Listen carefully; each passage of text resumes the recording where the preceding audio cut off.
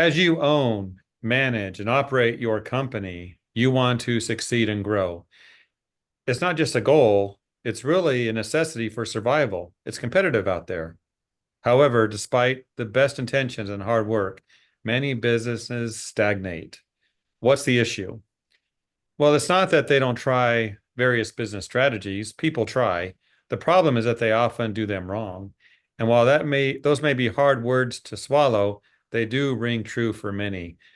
To discuss this today, I'm pleased to welcome friend and colleague and a frequent guest, Dean Mercado, who loves to coach businesses to success. Hi, Dean. Hey, Jeff, how you doing, buddy? Doing good. Dean, I love your new office there.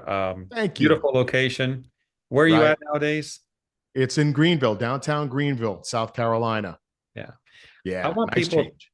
I want people to keep an eye on Dean because there's lots of good restaurants down there. So if he starts to look a little puffier, we will Right. have a conversation. And as I've told Jeff, I'm exercising my rear end off because I got to make sure it doesn't get that way. Yeah, I hear you. Yeah. But let's get into our topic. And, I understand that you see some of these same mistakes and issues like they're on automatic replay, you might say, for some companies. Yes. Dean, why don't you lay out some of the common mistakes you see that you want to share with us today? And then I'll follow up afterwards with some questions for you. All right. That sounds like a plan. And my intention is to lay this out in the old, if you got a little gray going on, you might remember this, the old David Letterman style with the top 10. And we'll go through that a little bit today. So yeah, it's been a good 2 decades of coaching small service businesses to grow and develop and so on and so forth. And as Jeff, you're mentioning, we keep bumping into the same issues over and over again. They may look a little bit differently, but on the inside, they're really the same problems. So let's get into those real quick. So going down in pecking order, number 10 is letting the inmates run the asylum. Too many times we see business owners taking their hands off a little too much and allowing, especially in the cleaning industry side of things, letting their teams out there do what they do, how they want to do it, when they want to do it, that kind of thing. Maybe not so much when, but how they want to do it, right? Which leads to tremendously varying result in their business. So it's very hard to grow and scale when you've got that kind of thing going on. It's like kind of peeking through your fingers kind of a thing. Doesn't work so well. Number 9, I'll give you, it's not knowing your numbers. Now, there are all kinds of numbers that you need to know. Everything from customer acquisition costs to customer lifetime value and so on and so forth. There are numerous numbers. And Jeff, that might be a good conversation for another day, what those numbers might be. But not knowing your numbers. And I always say, number 1, the numbers never lie. And number 2, if you don't know your numbers, you don't know your business, period. And I know that stings a little bit, but that's the truth. Now, number 8 is going to be a little bit of a spin-off of that one because it is one of those numbers you should know, and that's your cash flow. Cash flow management is number 8, poor cash flow management. You've got to manage the money, folks. Very, very important. It's hard to grow and it's hard to pull from a stone when there's no money there. You've got to make sure that the cash flow is always where you need it to be to grow and scale. Number 7, lack of proper target marketing, right? So you've got to know, pinpoint who your ideal perfect client is. Stop trying to be everything for everybody. It just doesn't work that way. I always say if you try and be everything to everyone, you end up being very little to very few. And that's not necessarily a good thing. So if you know who your perfect client looks like, and not everybody, if you're a residential cleaning company, not every homeowner is a perfect client for you. Let's be real. If you're a commercial cleaning company, not every business out there is a perfect fit for you. You've got to look to cherry pick and really look to hone in on who's the perfect one for you. Let's keep going. Number 6, we've got poor delegation. Poor delegation.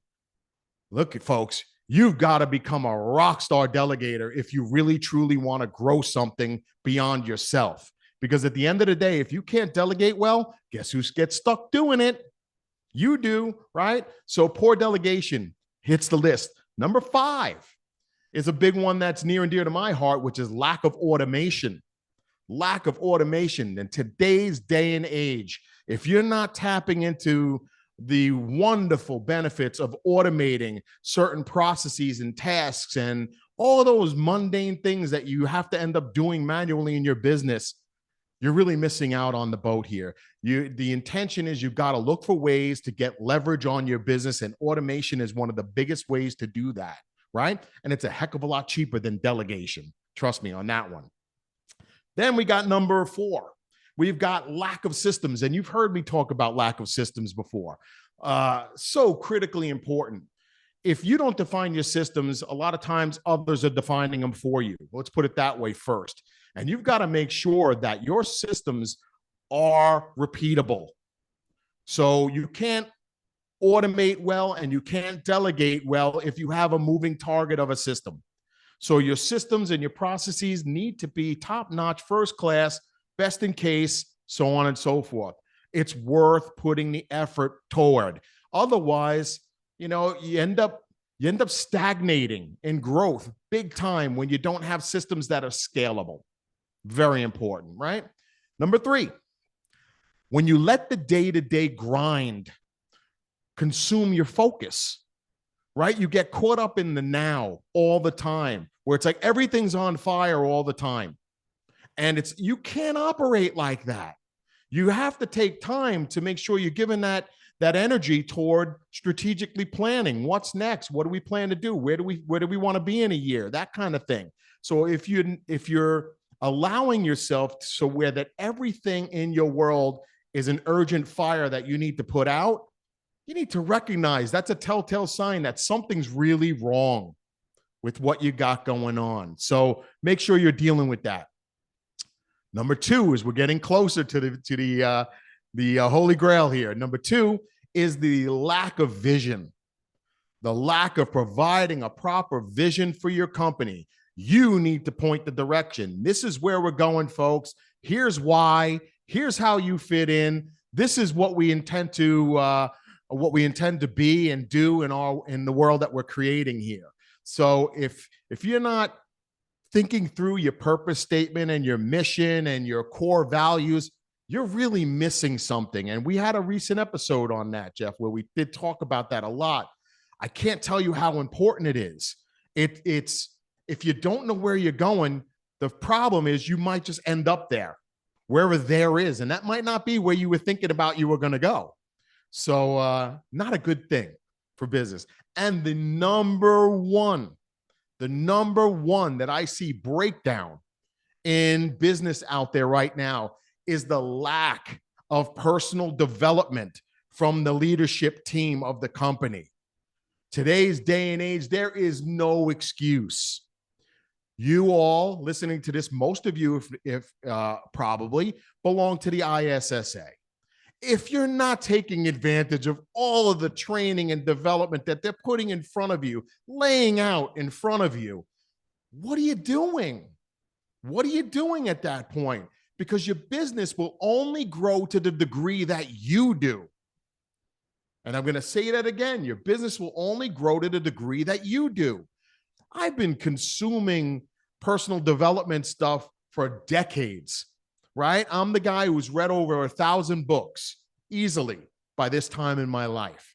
I don't say that to brag. I say that because there's nothing better than being able to climb into the brain of somebody who's been there and done that. Somebody that I can learn from, somebody I can model from. That's where it comes from. I don't have to necessarily go through the pain of learning it all myself. Now, I thank my parents for that because I have 3 older siblings and I saw them make every possible mistake known to man growing up. So I was 4th out of 5. So I got to see all of that going down, and that was very cool for me. So that was a lesson I learned very early on. And I encourage all of you to really sit down and put a personal development plan in place for yourself, for every member of your leadership team, and every person on your team, period. Right? Everybody should have some sort of personal development plan because you need to know that your team members are moving forward. And some of you may push back on that. And I'm going to say, well, then you get what you deserve. I don't know what to tell you. You have to move your feet forward. So that's our top 10 list. I hope for all of you that you're not making a lot of those mistakes. You're not bumping into a lot of those things. Hopefully you're past that. But I know from certainty, from doing a lot of coaching, we all bump into it, and then we bump into it again and again and again and again. It might look different, but it's the same, right? Absolutely, Dean. I love that top 10 Letterman style. Yes. David, I wonder how many watching are like, who's David Letterman? I That's know, embarrassing right? to even think I about. know. It's scary, isn't it? It is. And I'm shocked by your number one, personal Right. development. I did not see that coming. I agree with it. It's high level Good. thinking. Mhm. Good. Good. It is. And it's, again, it is the core. If we're not growing, how do we expect to be able to create something we can't see and we've never done before? So we have to keep improving our skills in order to even remotely think about being able to do that stuff, right? And to think that, oh, I'll just hire somebody. Good luck. No one is ever going to care about your business the way you do. No one. And I know that firsthand. So true. Years of pain. It just Mhm. is what it is, you know? So, So a couple of follow-up questions for sure. you. Shoot. It's hard to see our own issues at times. How can a business owner watching this go, I need to see this and rectify it? Any Great ideas question. there? Well, I mean, I'm a little biased in that area, being a coach for so many years. I would say everybody who's watching this, you need a coach. I don't care who it is. It could be a free coach, it could be a paid coach, it could be whatever. You get the best coach your money, your dollar can afford. You know, somebody who's been there, done that, traveled the path you're looking to go on. If you can't do that, find accountability partners in the industry, people who are great at other things that maybe you're not great at, and maybe you can help them with things you're great at that maybe they're not. You Mhm. find a way. Where there's a will, there's a way, Okay. right? And it's on everybody to make it a priority for themselves, right? It makes sense because if we can't see it ourselves, we need someone to say, hey, this is what you need. I always say to people, you know, I'm a coach, yes. I'm a pretty smart guy. You know, I don't say that to brag. It's just at this point in my life, I've been through a lot and I've seen a lot and I've learned a lot. Um, so, but the bottom line with that is you can't see what you can't see. You don't know what you don't know. And unless somebody is standing there looking in, while I might be smart, you know, it doesn't mean I'm smarter than the person I'm coaching. It just means I know how to look for the issues. I have a trained eye to look for it. It's just like in sports. If you have a batting coach for Mhm. baseball, doesn't mean the batting coach is better than the actual guy getting up there making 20 million a year hitting the ball. It just means they have a trained eye to be able to see the problem. That's what a coach, a real good coach, should be able to do for you. So it's not get rid of the ego thing. It's not about, oh, the coach has to be smarter than me. No, they just have to know what to look for, and they will help you understand what you need to be doing. In that same line of thought, and I love the baseball coach analogy because you're right. He knows he can't swing a bat himself, but he knows what it should look like. How often do you come up against stubborn business owners? You show them what they need to do, and they're like, they just don't get it. And what do you do with that? Every day, every day. And we are an interesting breed, us entrepreneurs, us business owners. We are a very interesting breed. We have a lot of us have strong ego. We don't like to be told no. We don't like to be told that we're doing something wrong or we're going the wrong way. It's not an easy thing to do until we allow ourselves to become vulnerable and we allow the ego to be used for good and not evil, holding ourselves back, being the evil side of it. It's very hard to grow. So it is about being putting yourself in situations more often that um, you'll be able to accept being humble, being vulnerable. Hmm. Until you're humble and you're vulnerable, you're going to always have trouble. I hate to say it that way. I'm one of those people. I fought it. I kicked and screamed and, you know, oh, I do it myself. I'm a smart guy. I'll just read another book.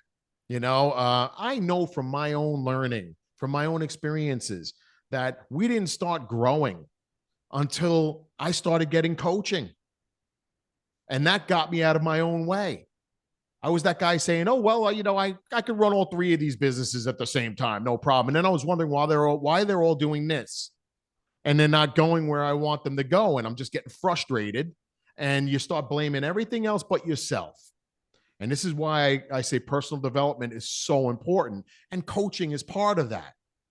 Good coaching will teach you how to be vulnerable. You could be vulnerable without being ridiculed. If you're in a safe space, and that's what you want to look for, a safe space where you can just let the hair down a little bit. I mean, we're getting a little thinner, but want to be able to let that hair down a little bit and get to the brass tacks of what needs to be happening in that business. So it's a tough place. And it's like, you really have to learn to let go, to relax a little bit. Right. Agreed. Well, Dean, good words, good advice, and a top 10 list to analyze every single person watching this program. Think about those top 10 and that number one. What a biggie. That's going to take some commitment. Yeah, absolutely. But commitment you all should commit to making. How about that one? That's Right. good. Thank you, All Dean. right, Jeff. You bet. Take care.